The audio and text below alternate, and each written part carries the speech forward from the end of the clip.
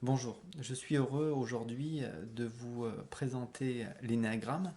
L'énéagramme, c'est un système d'étude de la personnalité très ancien, plusieurs millénaires, et qui est différent d'une grille de la personnalité classique, dans le sens où une grille de la personnalité va un petit peu enfermer les gens, les mettre dans une case. Là, rien de tout ça. Avec l'énéagramme, au contraire, c'est un outil qui va pointer, peut-être de manière désarmante, qu'est-ce qui se passe quand l'être humain va bien et quand il va mal en fonction de sa personnalité. Donc c'est un outil qui est simple à quelque part, simple et complexe. Simple dans le sens où il parle de l'être humain, donc on est tous entre guillemets des experts en herbe, et en même temps complexe dans le sens où ça va prendre un peu du temps pour certains d'entre nous pour être à l'aise avec cet outil.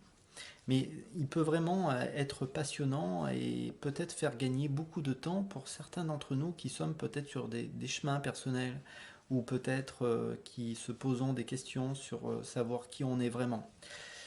Vous savez, je partage beaucoup autour de l'hypnose, également de la pratique du moment présent, de la méditation si vous voulez. Et c'est vrai que lorsque l'on va faire de l'hypnose, lorsque l'on va pratiquer de la méditation, et ce qui va se passer, c'est qu'en fait, ce qui était inconscient va devenir conscient. Et là, l'énéagramme, justement, va pointer des peurs fondamentales que certains d'entre nous vivent. Et lorsque l'on prend conscience de certaines peurs inconscientes, eh bien justement, ça peut aider certains d'entre nous. Ça peut, on pourrait dire, accélérer le travail. En tout cas, ça a tout à fait sa place à un moment donné que d'étudier et de bien comprendre cette personnalité. Donc, on commence tout simplement. Alors, on va se concentrer sur deux choses, deux notions qui sont très importantes, sur nos motivations et sur nos peurs. J'en parlais à l'instant. Les motivations, c'est simplement les motivations, qu'est-ce qui nous pousse à agir comme ça. Bien sûr, avec l'énéagramme, vous allez retrouver vos comportements, peut-être des comportements négatifs que vous avez, c'est une chose, mais notamment nos motivations, c'est-à-dire qu'est-ce qui nous pousse finalement à agir comme ça. Donc c'est un outil de compassion envers soi, mais aussi un outil de compassion envers les autres, parce que si vous vous intéressez réellement à l'énéagramme, vous allez eh bien retrouver des membres de votre famille. Tout le travail de l'énéagramme va être de trouver finalement quelle est notre structure personnelle.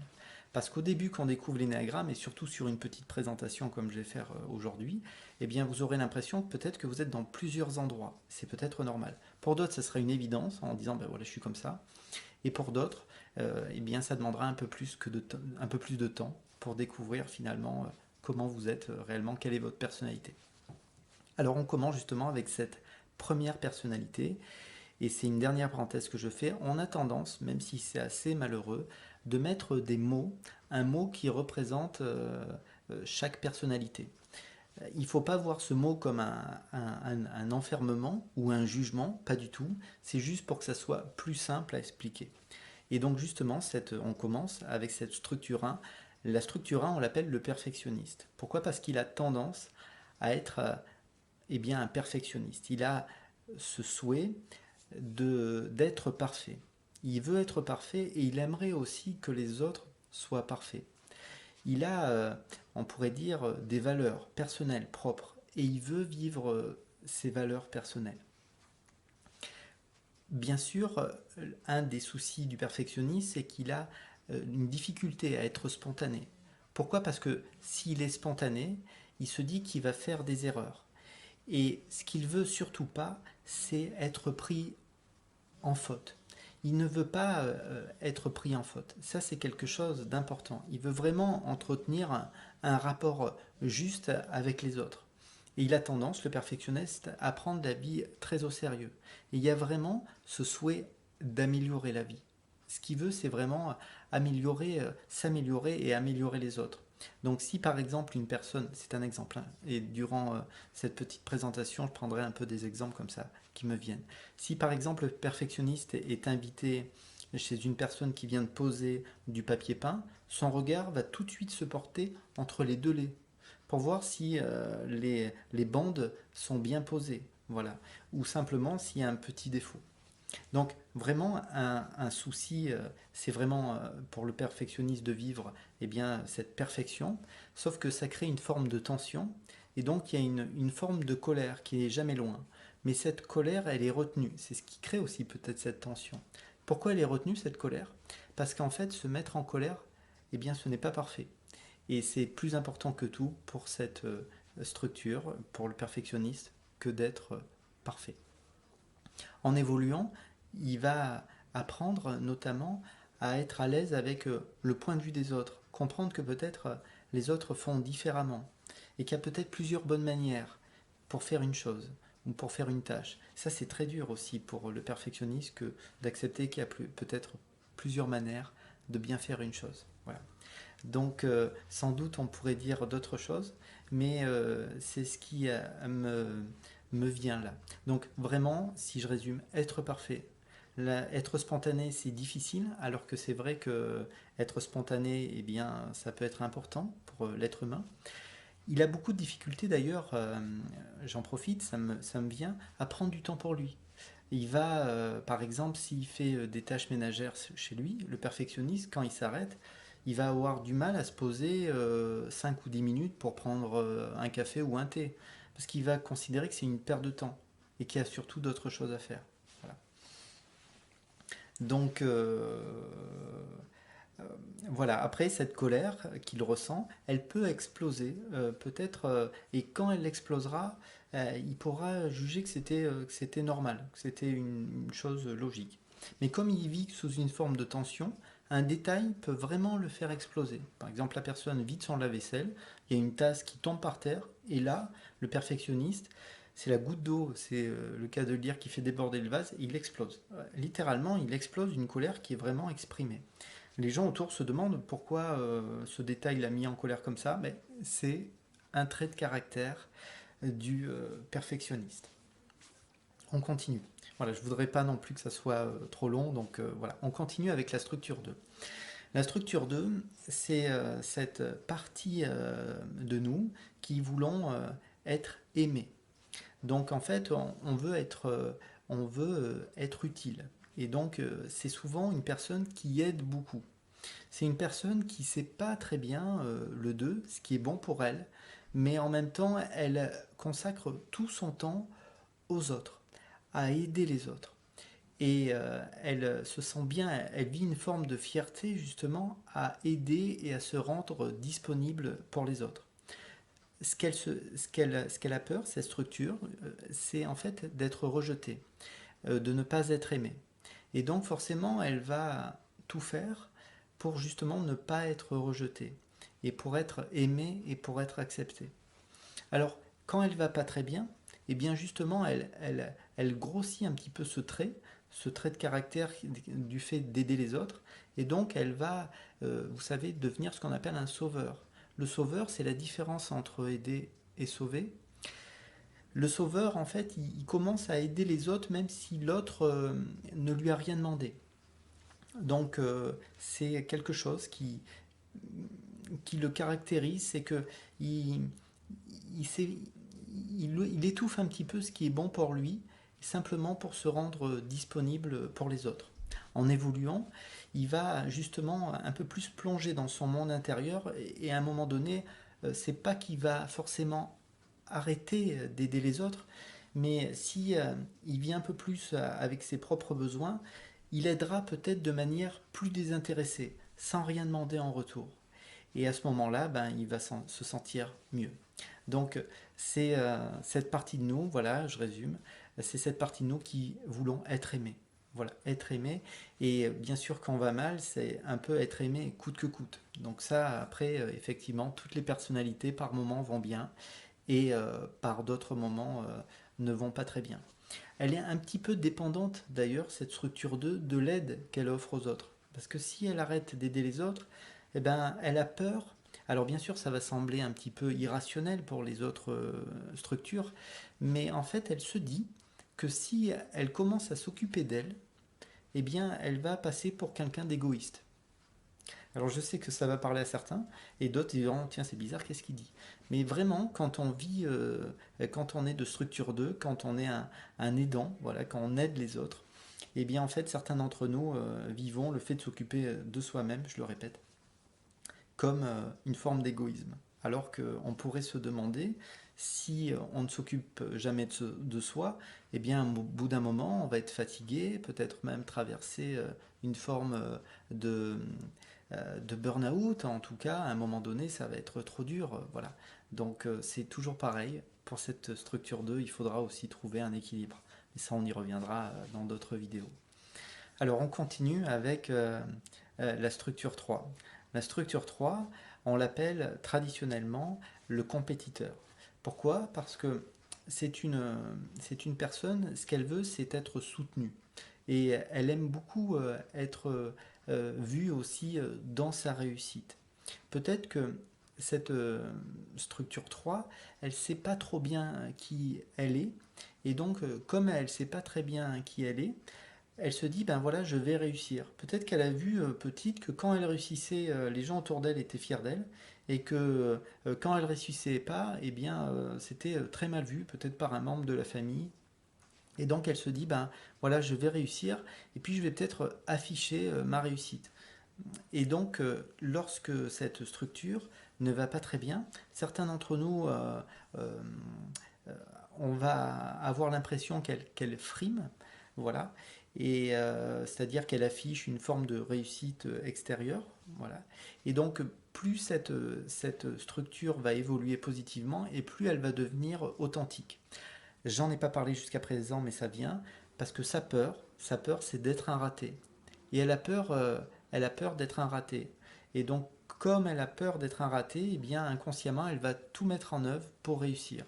Et vous allez souvent retrouver donc cette structure 3 qui va monter des échelons très rapidement, réussir. Vous avez aussi certains sportifs de très très haut niveau qui sont ben, forcément de structure 3 qu'on appelle le compétiteur. Par exemple, si on prend un exemple réel, euh, eh bien, vous avez par exemple deux joueurs de tennis qui sont très connus, Federer et Nadal, ces deux très grands champions, et pourtant l'un et l'autre ont vécu des très très grandes réussites et à quelque part des très grands échecs avec des défaites alors qu'ils avaient eu des balles de match en finale de très grands tournois, etc. Et pourtant, ces deux personnes qui, dans la vraie vie, alors qu'ils sont des compétiteurs et peut-être pas des ennemis sur le terrain, mais voilà, une grande rivalité, eh bien, dans la vraie vie, c'est Federer et Nadal sont des amis, mais des vrais amis, des gens qui se voient régulièrement. Donc voilà, quand le 3 va mal, eh bien son côté compétiteur va prendre le dessus et il va vouloir peut-être écraser les autres pour réussir, mais quand il va bien, il va se détacher un petit peu euh, de ce côté réussir à tout prix coûte que coûte, et il va devenir authentique. Voilà. Allez, on continue avec cette structure 4. Donc cette structure 4, eh bien, c'est de l'émotion. C'est vraiment une personne qu'on appelle des fois l'artiste ou l'original, dans le sens où il se sent différent des autres. À la fois il se sent différent des autres et à la fois il en souffre. Ce qu'il veut, c'est vivre ses émotions. Et surtout, ce qu'il veut, c'est se comprendre. Et comme pour tous les autres flux, tant que l'on n'a pas réalisé notre véritable nature, eh bien, on ne sait pas trop qui on est, eh bien, il va vouloir découvrir qui il est, souvent à travers l'expression toute singulière à sa manière d'une activité. C'est-à-dire, peut-être que ça va être une activité artistique, peut-être que ça sera un métier plus classique, entre guillemets, mais quel que soit son métier, il va y mettre une touche personnelle, faite, on pourrait dire, d'émotion. Donc, ce qu'il veut, c'est que la vie soit intense. Et ce qu'il a peur, c'est de la banalité. Alors, ça peut paraître bizarre pour les autres structures de se dire, mais peur de la banalité, mais ça ne veut rien dire. Et pourtant, il a peur de ça, peur de cette banalité. Et donc, il va tout faire pour que la vie ne soit pas banale. L'exemple qu'on a l'habitude de prendre, c'est que si par exemple il y a un repas de famille qui est un petit peu creux, où personne semble vraiment authentique, il est capable de jeter un pavé dans la mare pour que une discussion très animée se manifeste ou arrive à table, par exemple. Donc, en évoluant, il va devenir équanime, c'est-à-dire il va gagner une forme de stabilité émotionnelle. Parce que justement, il se sent assez instable. En tout cas, il a l'impression qu'un jour tout va bien et un jour tout va mal. Donc, il pourrait, comme d'autres flux, aussi par moments être assez dépendant des autres, dans le sens où il a vécu cette sensation d'être abandonné. Vous allez me dire, d'autres structures ont vécu cette sensation d'abandon, c'est vrai, mais c'est quelque chose d'assez particulier pour lui. Mais on peut se demander d'ailleurs ce qu'il a abandonné ou qui l'a abandonné, mais ça on le verra encore une fois dans d'autres vidéos. Donc on quitte le domaine de l'image, parce qu'avec le 2, 3, 4, on est dans le domaine de l'image. Avec le 1, on était dans la colère, on en reviendra tout à l'heure. Et donc là, on rentre sur la structure 5. Et alors la structure 5, c'est cette partie de nous qui avons besoin de comprendre le monde dans lequel on évolue. Le 5, on peut le voir comme une personne de laboratoire. C'est une forme d'intellectuel. C'est quelqu'un qui devient très spécifique. Il devient vraiment, entre guillemets, un as dans un domaine précis. Et il a peur d'être englouti. Donc si vous êtes de structure 5, c'est peut-être que vous dites, moi ce que je veux, le 5 il veut connaître, il veut tout connaître dans un domaine, et il se dit que quand il connaîtra tout dans ce domaine, enfin il pourra prendre sa place. Vous retrouvez bien souvent des 5, je disais, experts dans un domaine. Voilà. Et en même temps, le 5 est presque incapable de parler de lui-même.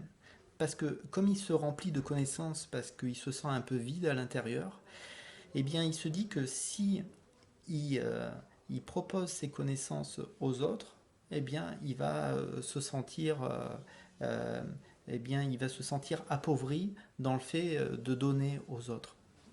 Donc il va simplement garder pour lui ces informations.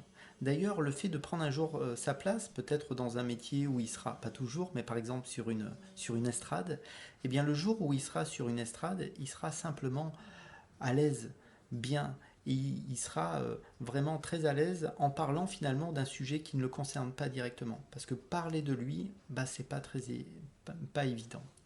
Voilà.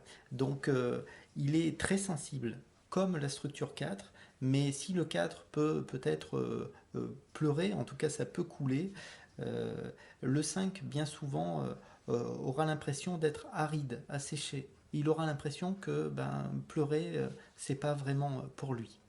Lorsque on parle de cette structure 5, on parle donc, c'est un mot de l'énéagramme, d'avarice. C'est pas forcément du tout une avarice d'argent. C'est une avarice dans le sens où parler de soi n'est pas facile. Voilà.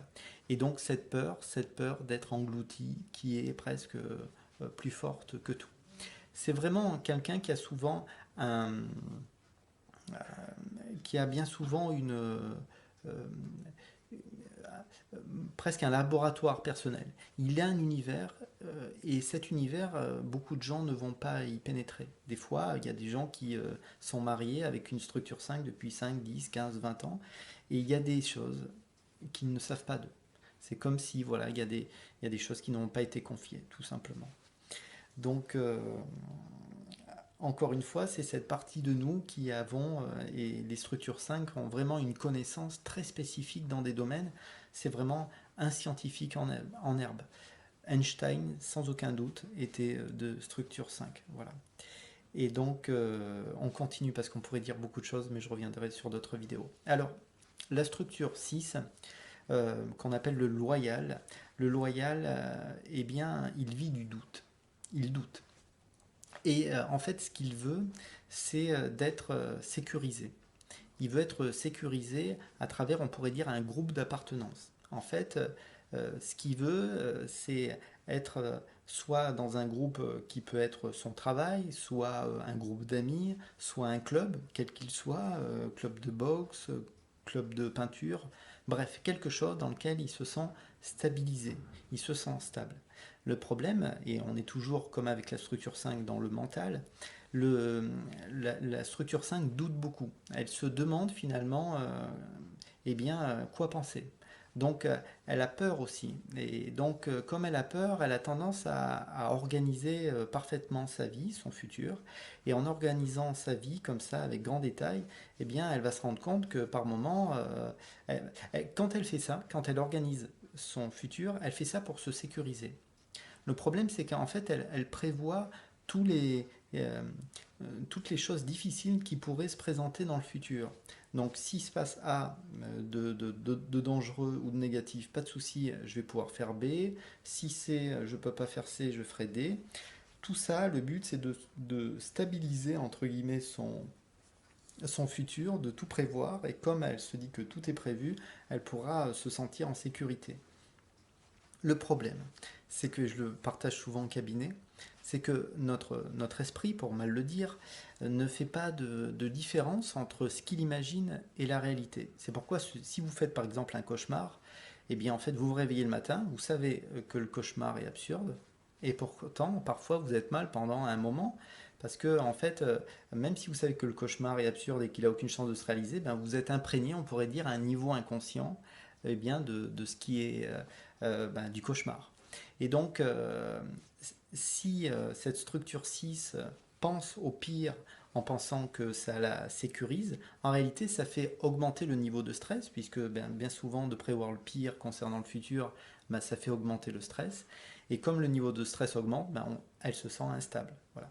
C'est vraiment la peur du 6, c'est de ne pas réussir à survivre par soi-même. Voilà. Donc, le doute. Finalement, le doute est finalement quoi penser. On a aussi chez la structure 6 des fois des grands virements, des grands virements, des grands changements d'un seul coup.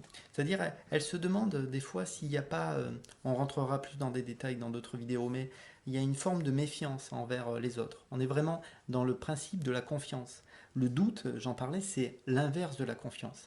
Et en évoluant, le 6 va commencer à se faire confiance, à faire confiance finalement à ce qu'il ressent. Et donc, il va avoir un petit peu moins peur en évoluant de ce qui peut se passer à l'extérieur et de ce qui pourrait se passer à l'intérieur. Et donc, il va commencer à se faire plus confiance. Et plus il va se faire confiance, et plus il va pouvoir faire confiance aux autres. Et moins il aura tendance à se mettre un petit peu en retrait. Voilà, le 6 a tendance à se mettre un peu en retrait. Et donc, quand ça va pas bien. Voilà. Allez, cette fois on continue donc avec la structure 7 qu'on peut appeler l'épicurien. L'épicurien dans le sens où ce que cette structure veut, c'est ne pas souffrir. Donc comme elle ne va pas souffrir, elle va utiliser son mental qui est très actif pour sauter un peu d'une source de plaisir à une autre source de plaisir. Donc bien souvent, c'est une personnalité qui a beaucoup de projets. C'est pas forcément des projets qui seront menés tous à bout, mais finalement pour cette structure, ça n'a pas beaucoup d'importance parce que elle a l'impression que d'avoir un projet a presque plus de valeur, l'imaginer, le concevoir, a presque plus de valeur que de le mener systématiquement à bout. Donc cette peur qu'elle a, cette structure, c'est la peur de manquer. Et donc comme elle va avoir peur de manquer, elle va avoir tendance à accumuler beaucoup d'un point de vue matériel des fois, mais aussi elle va faire en sorte de ne pas manquer de sources de plaisir, d'options de plaisir. Elle ne veut pas se restreindre dans un choix unique, parce qu'elle se dit que si elle se restreint dans un choix unique, elle va souffrir. Donc, si on prend un exemple, eh bien, quand elle va par exemple acheter de la glace, eh bien, en fait, dans le magasin, elle va acheter plusieurs parfums. Ça ne veut pas forcément dire qu'elle mangera de tous les parfums. Bien sûr, si elle est stressée, si elle va mal, elle va ce qu'on va appeler gloutonner un petit peu tous les parfums, peut-être tous les manger et avoir l'impression qu'il n'y a peut-être pas assez. En tout cas, elle a peur de manquer. Mais c'est surtout ce besoin d'avoir plusieurs options de plaisir. Elle considère peut-être que la vie est courte et qu'en fait, il ne faut pas se restreindre et il ne faut pas souffrir. Le problème, c'est que moins on veut quelque chose, et plus on va le vivre. Et puis au bout d'un moment, un être humain qui a un peu d'expérience sait que ben, la vie est faite de haut et de bas, voilà, j'en parlais tout à l'heure, et donc c'est vrai que eh bien, ne pas souffrir est presque impossible.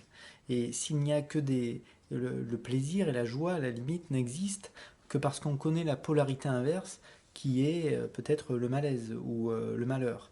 Donc, encore une fois, quand cette structure, cette personnalité évolue positivement, elle va utiliser son mental qui est très actif pour devenir, eh bien, elle va prendre les qualités du 5, elle va devenir une personne qui est assez précise dans ses connaissances, elle va peut-être exceller dans un domaine en particulier. Et donc forcément, quand elle va aller mal, elle prendra les défauts du 1 et elle se sentira peut-être un peu en colère. Voilà.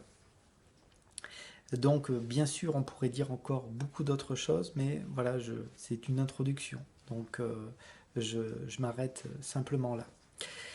On continue donc avec la structure 8. Donc avec la structure 8, on rentre de nouveau dans la colère et on a tendance à appeler la structure 8 le leader, le boss. Ça ne veut pas forcément dire que c'est le chef de l'entreprise, mais il impose, on pourrait dire, une forme de domination sur son environnement. Ce que ne veut pas le 8, c'est de paraître faible. Donc comme il ne veut pas paraître faible, eh bien il va faire en sorte de dominer, comme je vous disais, son environnement. Donc moins il va se sentir bien et plus il va vouloir un peu surtout ne pas paraître faible et ne pas avoir l'impression d'avoir besoin des autres. Ce qui est important, c'est qu'il sente peut-être que les autres ont besoin de lui. Et donc il peut avoir tendance à projeter une forme de faiblesse sur les autres.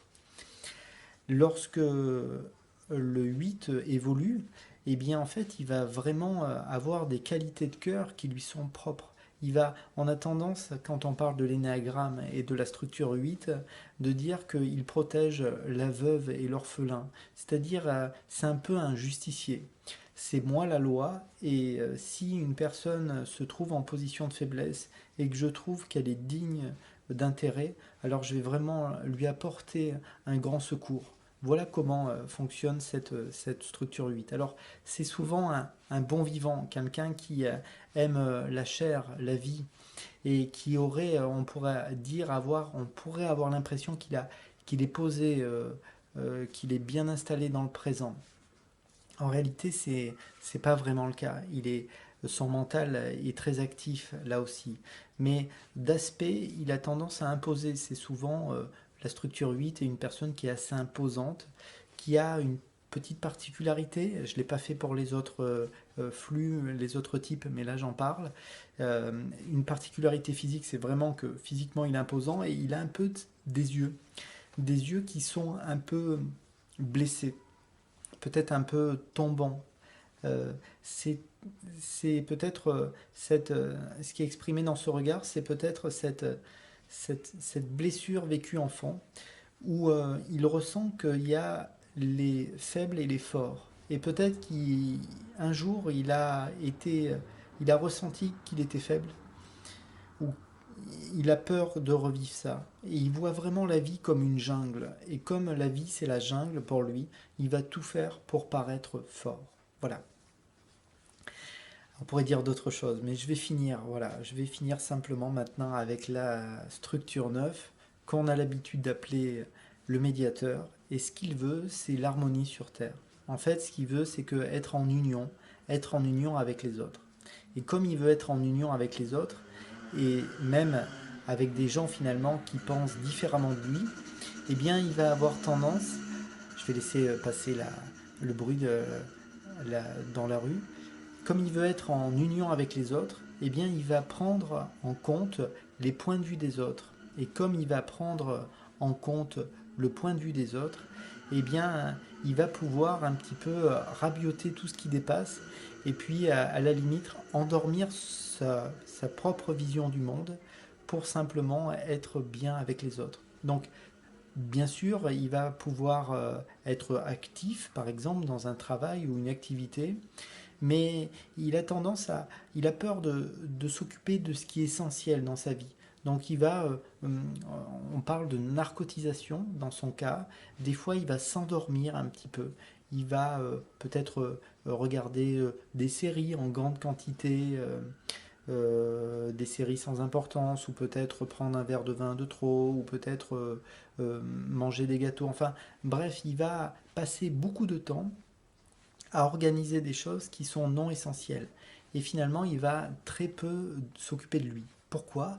Parce qu'il a peur, et même si ça semble assez irrationnel, on va finir là-dessus, puisque finalement chacune des peurs, lorsque l'on rencontre les peurs de l'énéagramme, chaque peur semble finalement assez irrationnelle quand elle ne nous concerne pas.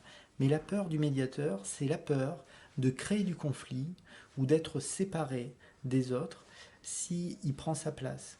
Et prendre sa place, ça peut simplement être un point de vue. Si je prends un point de vue, si j'ai un point de vue sur une situation, eh bien potentiellement je vais me mettre en conflit avec d'autres personnes.